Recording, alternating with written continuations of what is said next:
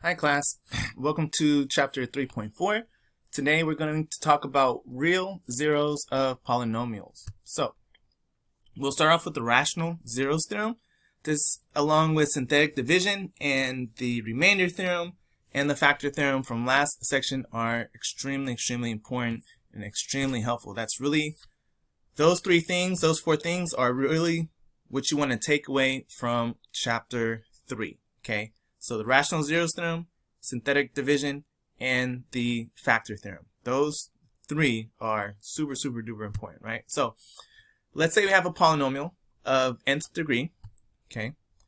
If the leading coefficient is not 0 and the constant value is not 0, and each of our coefficients are integers, okay, so they have to be integers. It doesn't work if they're fractions. It kind of does work with the fractions, but for right now they don't work with their fractions. Then all of our rational zeros, remember what a rational is. A rational is a fraction. All rational fractions of p of x have the form m equals lambda subscript a naught, so that is associated with the constant term, divided by lambda a sub n. So the bottom is associated with the lead coefficient. Okay, lambda a naught is a factor of the constant term. Okay, lambda a n is a factor of the lead coefficient. So what this is saying is that all rational zeros, okay, which is a lot of zeros, right? That's a big part of our number system. The only thing that's not included in this then are the irrational zeros. Okay, so all rational zeros have this form where they are a factor of the numerator of the constant term over a factor of the lead coefficient, right? So again, this is a very powerful theorem. So this theorem, along with synthetic division and the factor theorem from last chapter, is going to allow us to factor the majority of polynomials. We're going to be able to factor almost anything using this, okay? So this will definitely allow us to factor any polynomial that we're going to come across in your standard studies, right? So all the way up through differential equations, basically. So the only thing that we cannot find with these are radical zeros and complex zeros. But if we take our polynomial and we factor it down piece by piece, we can get to the point where we can find all the radical zeros and the complex zeros also.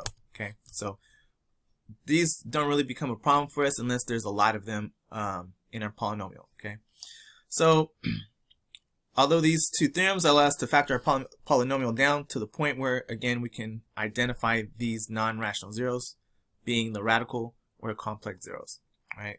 Which we deal with in the next chapter, 3.6. So let's go ahead and do an example, or 3.5, I'm sorry. So we want to factor this 5th degree polynomial. So this will probably be the first time in your life you've ever factored something that was larger than a 5th degree polynomial that had all of its terms present, okay? So again, with this, we can factor any size polynomial, right? Any degree. I can give you 10th degree polynomial, and you should be able to factor it using this rational zeros theorem and synthetic division, okay? So the factors of the constant term 4 are 4, 2, 1, right? If I break 4 down into its factors, it's 4, 2, and 1. These are possible numerators for all of the zeros of this polynomial, okay? The factors of 2, the lead coefficient, are 2 and 1. These are the possible denominators for all factors of this polynomial, right? So I have all the possible numerators and all the possible denominators. So what we're going to look at is we are going to look at the combination of all positive, of all the numerators with all the denominators. We're going to consider all positive and negative values because, as you see, we have some negatives in here. That's why we have some negative signs going on. So I can't tell if something is positive or negative. This is really sort of a trial and error type of deal, but it goes rather quickly, okay? So we have m, again, m being possible zeros, right? My possible zeros are the form lambda of a naught over lambda of a n, so the factors of the constant term divided by factors of the lead coefficient. So that's 4, 2, and 1, all of the positive and negative cases, divided by 2 and 1, all of the positive and negative cases. So we're going to look at all combinations of these, okay? So I know that seems like there's probably a lot, but it's actually not, right? So making all combinations of the possible zeros with the numerators and denominators that we have for our polynomial, we have the following, okay? We have 4 over 2, right? Then we have 4 over 1, okay? So I'm taking this one with this denominator, this numerator with that denominator. So possible are plus or minus 4 over plus or minus 2, or plus or minus 4 over plus or minus 1. Next is 2, so 2 over 2, 2 over 1. You see what I'm doing here? I'm kind of going one at a time on the numerator and looking at all the possibilities with the denominator that I have. So the next one would be 1 over 2 and then 1 over 1. Okay, so these are all of my possible zeros, and it still looks like a lot, okay? But there's a lot of them that are the same, okay? So the largest one that's here is 4 over 1, okay? 4 over 1 is 4. So that's the largest possible zero I have, plus or minus, okay? Because I can have a positive 4 and a negative 1, or a negative 4 and a positive 1, or both positive or both negative. So I have to look at both cases, plus or minus 4, right? The next one I have is 2 over 1, which is the same as 4 over 2, which is plus or minus 2, okay? The next one that I have is 1 over 1, or 2 over 2. Those are also the same value. Those are plus or minus 1. And then the last one that I have is 1/2. That's the only one that's less than 1. So there's 4 options, but I have to also look at the negatives. So there's actually 8 options. There's 8 possibilities for me to try, and we'll look at the best way to try and work these out. Okay, so I have 8 possible zeros to go through, okay? And since our polynomial is a degree 5 polynomial, that means I have at most 5 out of these 8, okay? So at most 5 of them can actually be zeros. So I have a pretty good chance of guessing at random and seeing whether or not it works as a zero, right? Recall that if I plug in a value to my polynomial and I get out 0, then x minus m is a factor, right? If I plug something in and I get a 0 out, that's a 0, right? So that gives me a factor of x minus m. So the easiest ones to check are always 1 or negative 1, okay? There's also one more thing we want to look at here. Look at my polynomial. It's a 5th degree polynomial. Let's say I have 5 factors. That means I have x, let's come down here, okay? I have x minus m for 5 different possibilities. And when I multiply those together, right, 1, 2, 3, 4, and 5 of them, the largest number I have at the end multiplies to a 4, okay? So to me, that seems like I probably don't have a lot of variety going on, right? Because let's say it was x minus 4 to the 5th power. This term would be 4 times 4 times 4 times 4. This would be 4 to the 4th power, which is a very large number, okay? Because all the constants in your factored form end up multiplying and giving you that constant term. So that's one way for me to know that I probably don't have a lot of very large zeros here, okay? Starting at 1 and negative 1 is always the easiest place to start, and I do that with my synthetic division, okay? I plug in, I'm going to start with x equals 1, which would give me a factor of x minus 1 if it works. I have my polynomial set up in case you didn't write this down. Let's go back up here. This was my polynomial, right? 5, 4, 3, 2, 1, and 0. There's no terms missing. I don't need a 0. 2, 7, 2, negative 11, negative 4, 4. Those are my coefficients. So when I set this up, that's all that I need. Okay. So I'm going to start with x equals 1 or x minus 1 as a factor, and I have my stuff set up. I always start off with a 0, and again, this goes pretty fast, right? So 2 plus 0 is 0, or I'm sorry, 2. 2 times 1 is 2. 7 plus 2 is 9. 9 times 1 is 9. 2 plus 9 is 11. 11 times 1 is 11. Those add to 0. 0 times 1 is 0. that adds to negative 4. Negative 4 times 1 is a negative 4. And when I add those together, I got a 0. This is a factor. Okay? Therefore, x minus 1 is a factor. X equals 1 is a 0. That means x minus 1 is a factor. Now, once we find a factor, that doesn't mean I move on to the next option, right? I don't say, oh yeah, x equals 1 works. Let me try the next number. I continue to try that same number until it no longer works. It is very, very possible, okay, that I have multiplicity here. That x equals 1 is a factor, is a 0 multiple times. That x minus 1 has a multiplicity of 2, 3, maybe 5. Maybe it's all x minus 1. Maybe it's x minus 1 to the 5th power. Gives me that polynomial. I don't know. I continue to try this. Now, when I continue to try, I don't do it over again on the full polynomial because that's not my polynomial anymore. I try it on my resulting polynomial. Remember what the remainder theorem says. This is a 0. This is the rest of the polynomial. This is the constant. This is the x squared, the x cubed, the x4 term. So I have a 4th degree polynomial and I know one of my factors. So that means that so far this is 2x to the 4th plus 9x cubed plus 11x minus 4. Okay, it goes in evenly. What that means is that this has a factor of x minus 1. Okay, so my original polynomial, that's what this is. Notice this is not the same as this, right? My original polynomial, this numerator here, can be factored to be x minus 1 times my result. Okay, x minus 1 times my result. So when I want to try to continue to use synthetic division, I'm now continuing on my result. 2, 9, 11 minus 4, right? 2, 9, 11 minus 4. No x term. Okay, no x term. So I'm just going to continue on. So generally the way that I do this is I just pick up where I left off. I don't have to do this all over again. I can, but we can pick up right where we left off. Okay. So we're going to use x equals 1 again to see if it is a factor of multiplicity of our polynomial. So this was what I just did, right? I started with my original 2, 7, 2, negative 11, negative 4, 4.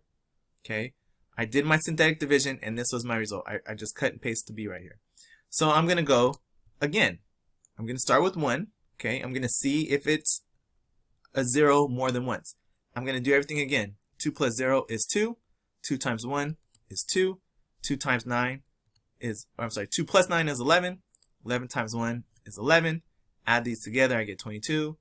Multiply there, I get 22. Add these, I get 22. Multiply, I get 22. When I add these, I get 18. 18 is not 0. That means I do not have x minus 1 as a factor more than once. It only shows up as a factor once it has a multiplicity of 1. Okay, so since this was a bust, this is not where I pick up for the next one. I pick up where I left off for the next one, which is here. Okay, I'm going to try my next value. Instead of x equals 1, I'll probably try x equals negative 1 because that's the next easiest value to try. Okay, I tried 1 a second time. It didn't work. So I scratch that attempt, I pretend like it never happened, and I move forward. Now, I'm going to say this.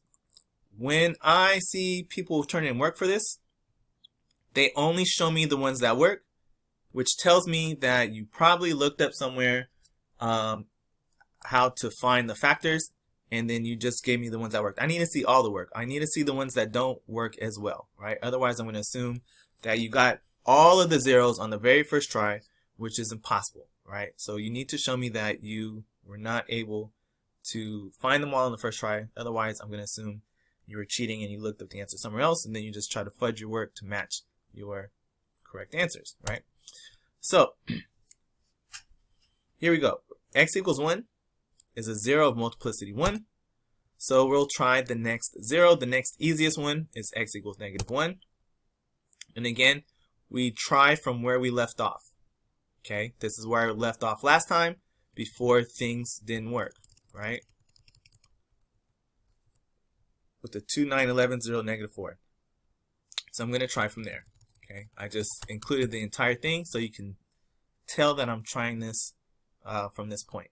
So I'm going to try -1. I always start off with 0, okay? Because again, this is the polynomial I'm trying to work with now. 2, 9, 11, 0, -4. 2 plus 0 is 2. 2 times -1 is -2. Add these, you get 7. Multiply those, you get -7. Add those, you get 4. Multiply those, you get a -4.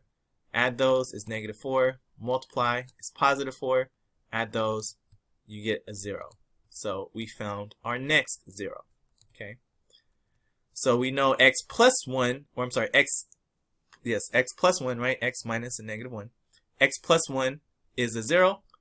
So we try it again to see if it has multiplicity. Okay. So again, this is our resulting polynomial here, which is -4 is the constant, 4 is the x, 7 is the x squared term, this is the x cubed term, right? So we're going to try it again, see what we get.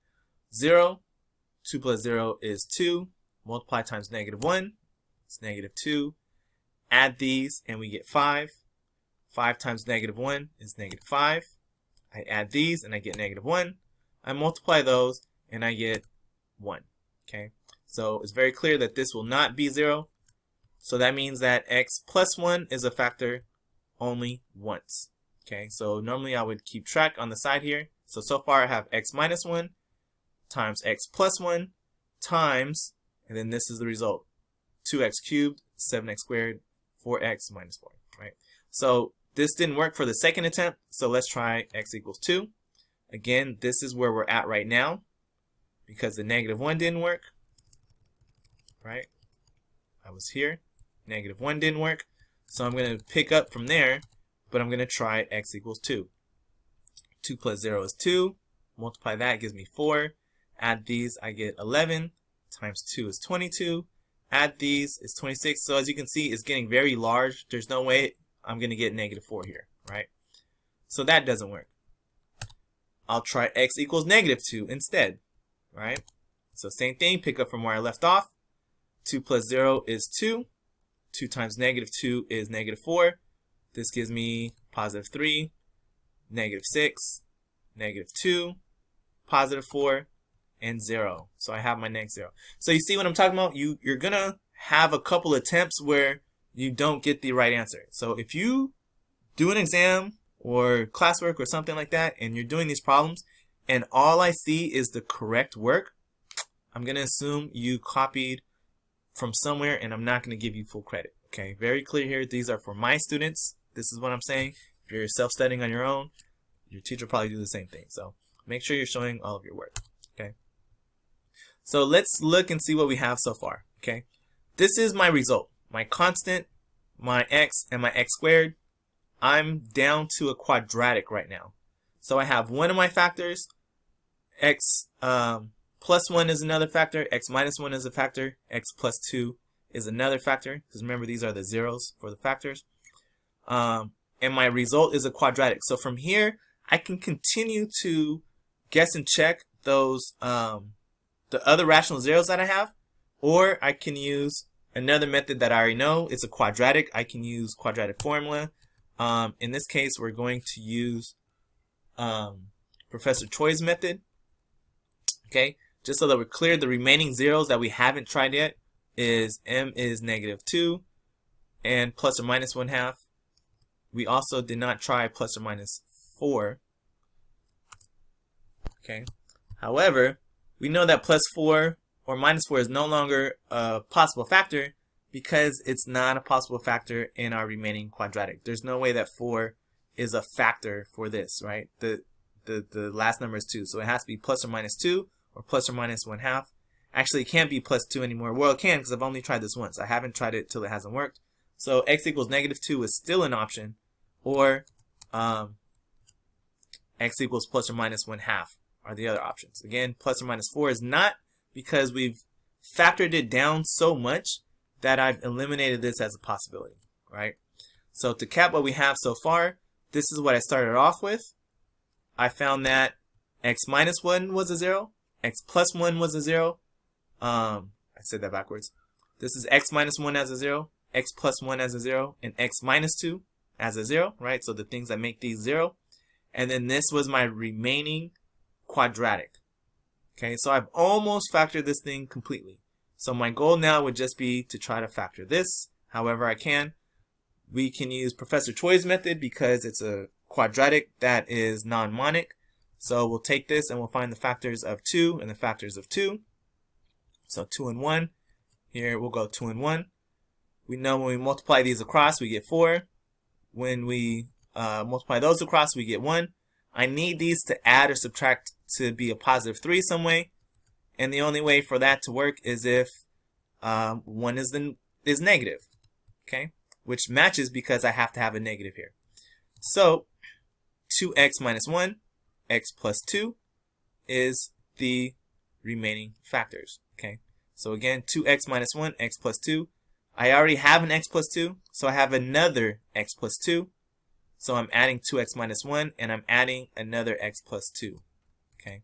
So x plus 2 has multiplicity of 2, and then 2x minus 1, and then the other ones that I found. So that's how we factor a big long polynomial by using synthetic division and the rational zeros theorem. We got to look for all the possible zeros, and then we use synthetic division until we get zeros out as remainders. Okay. So next we'll talk about Descartes' rule of signs.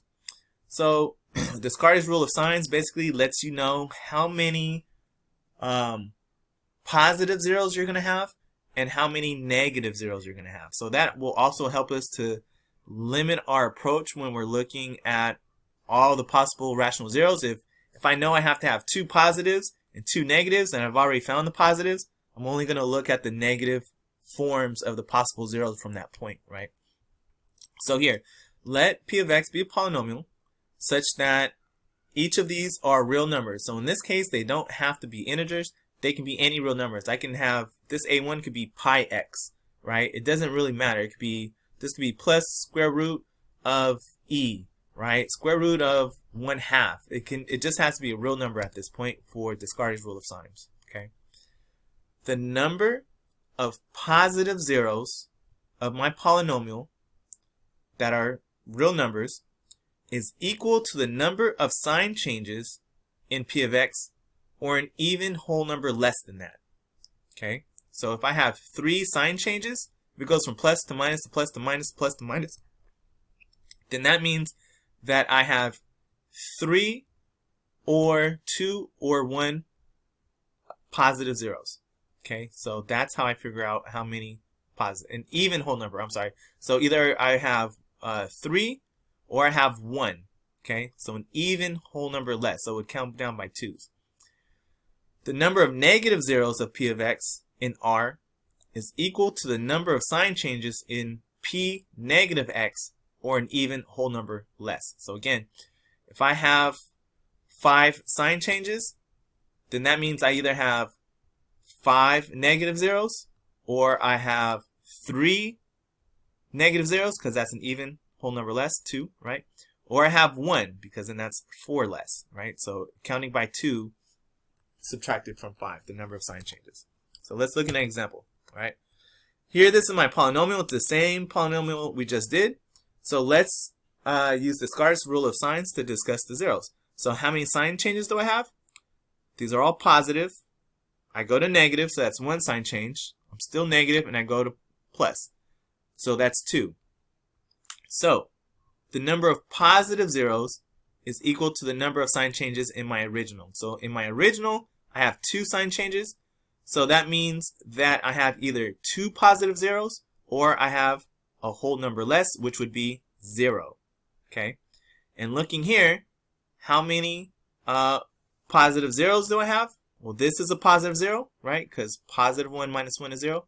And this is a positive 0. So it matches. I have 2. Okay? I have 2 because I have 2 sign changes.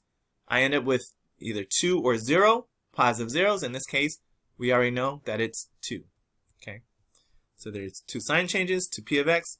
So according to Descartes' rule of sign, there's either 2 positive real zeros or there are none, because, again, we have to count down by 2 from the number of sign changes. Now I'm going to plug in negative x to my polynomial. Okay? X is odd, so that'll make that a negative sign. This is even, so it doesn't change. This is an odd number, so it would change signs. This is even, it would not. This one would change. This is just a constant. So how many sign changes do I have now? Negative to positive, that's 1. Then I have 2. This stays the same. And then I have 3. Okay, so that means, so there are 3 sign changes. So there are either 3 negative zeros or there are only 1, because I have to count down by 2.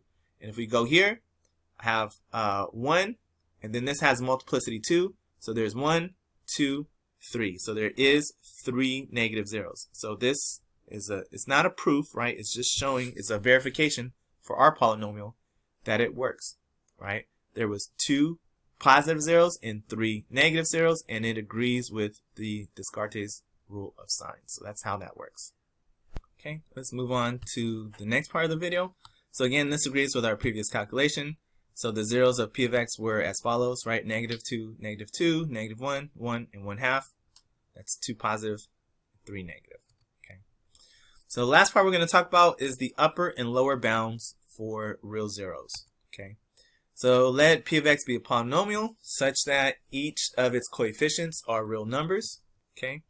Let m be a value between a and b. Okay, this a is not the same as these a's. This is an interval. M is somewhere in this interval. And let m be a 0 of our polynomial. Okay. If a is negative and b is positive, right? So if this is a negative value and this is a positive value, then if we use synthetic division with x equals b, the largest value in that interval, and the resulting row for the quotient polynomial has no negative entries, so the quotient entry is this. Okay, this is your quotient entry, right? I'm dividing this polynomial by this linear value, right?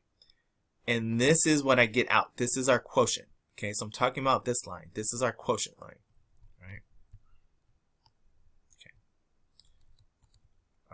So if we use synthetic division with x equals b, the largest value in our given interval, okay, remember b is positive, and the resulting row for our quotient, the last bottom row, if the quotient polynomial has no negative entries at all, if it's all positive, then b is an upper bound for the values of the zeros of p of x.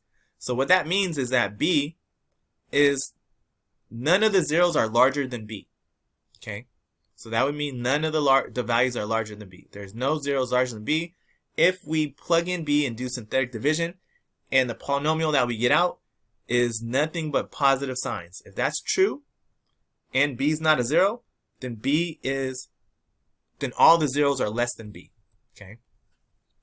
Same thing, if we use the lower value of this interval, okay, and the resulting row for the quotient polynomial has entries that alternate in sign from one to the next, plus minus, plus minus, plus minus, plus minus, then that means that a is a lower bound for the zeros. That means that there are no zeros of this polynomial that are smaller than a. So that lets us confine our zeros to some values. Okay, this can be helpful for us because let's say for instance, okay, let's take our example. Okay, and I have these are my possible zeros for the example we had. Plus or minus 4, plus or minus 2, plus or minus 1, plus or minus 1/2. If I use plus or minus 4 and I evaluate at 4 and at negative 4, if when I plug in negative 4, everything is positive, all of my zeros are less than 4. If I use negative 4 and it alternates signs, plus minus, plus minus, plus minus, plus minus, everything has to be larger than 4. But maybe I didn't start with 4. Maybe I started with plus or minus 2.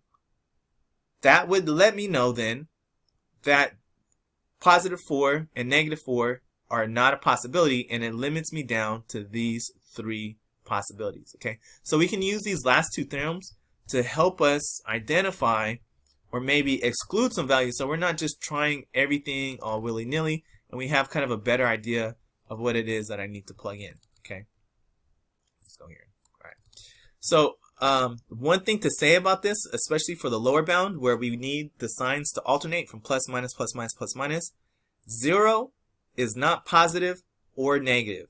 So if you see 0, you can count that as a sign change. Okay. All right. So again, if there's a 0 in the quotient row, we can count it as a sign change because it's not positive or negative. It doesn't count as either. So instead of not counting it at all, we count it as a possible sign change. Okay. So let's do an example so this makes more sense to you. This is the last example we have for this video. So again, we're going to take our same polynomial. Okay. And let's look at x equals -4, so possible lower bound, and x equals 2, possible for an upper bound. So we're looking in between x equals -4 up to x equals 2, and that's my interval. So if I start for the largest value, I have started off with 0, I get 2, add those, I get 4, add them, I get 11, multiply that, I get 22, add those is 24, multiply that is 48, add this is still positive, multiply that, I get a very large number, okay, subtract that, I get 70, multiply 2 times 70 is 140, add that is 144. So as you can see, all of these are positive. They stay positive. So at the upper bound, all of them are positive. That means all of my zeros for this have to be less than 2. Okay, 2 is the largest possible 0 I can have. None of my zeros can be larger. That lets me know that even though plus or minus 4 are possible zeros, 4 is not going to be a 0 here. I wouldn't even have to waste my time on it. I don't have to go larger. I don't have to look at any of the values larger than 2 that may be possible zeros because of what I get out here. Okay. Therefore, x equals 2 is the upper bound for the zeros of p of x. Let's try this bottom value, -4. 2 plus 0 is 2. Multiply those is -8. Add those is -1. Multiply those is +4. 6, -24. Here I will get a -35. Okay. Multiply those and we get a -40, right? Because 2 35s is 70. Double that again. You get 2 times 70, so that's 140. Add this together and we get 136. Okay. And then multiply that and get 544. Okay. And when I add those together, then I get the -540, right? So if we look and see what's happening here at the lower bound of x equals -4, positive, minus, positive, minus, positive, minus. That's exactly what we wanted. We wanted to alternate signs, right? Therefore, x equals -4 is a lower bound for the zeros of p of x. And this is true, right? If we go back to the zeros, none of my zeros are larger than 2, and none of them are smaller than -4, okay? Largest is 1, okay, and then the smallest is -2. So out of my possibilities, plus or minus 4, plus or minus 2, plus or minus 1, plus or minus 1/2, smallest is -2, okay, so -4 is a lower bound. None of them are larger than +2, right? In fact, none of them are larger than 1, but we can't say that because one of them is 1, so we would look at positive 2 as the upper bound. So again, what this does is it allows me to sort of figure out and narrow my search, okay? Not only that, but the rule of signs allows me to determine how many positives I need to check or how many negative versions I need to check. The easiest to always start with, you guys, is always +1 or -1. It makes it super easy. As long as you stick with the whole numbers, you can evaluate fractions here, 1/2 and -1/2. But it gets kind of messy, right? So I try to do the whole numbers first, the small whole numbers, 1, 2, 3 if I have to, and then I'll try the negatives, -1, -2, -3. Of course, plus or minus 1 is always the easiest. And then if I run out of options and I get desperate, then I'll try the fractions if I haven't been able to whittle my polynomial down small enough. Okay, so again, this section is very, very important as far as trying to find zeros and factoring large polynomials. This is the method I want to see you guys using. If I ask you to factor something like this, and then all you give me is your answer with no work shown, I'm not giving you any points at all. 0 points. Okay, just a heads up.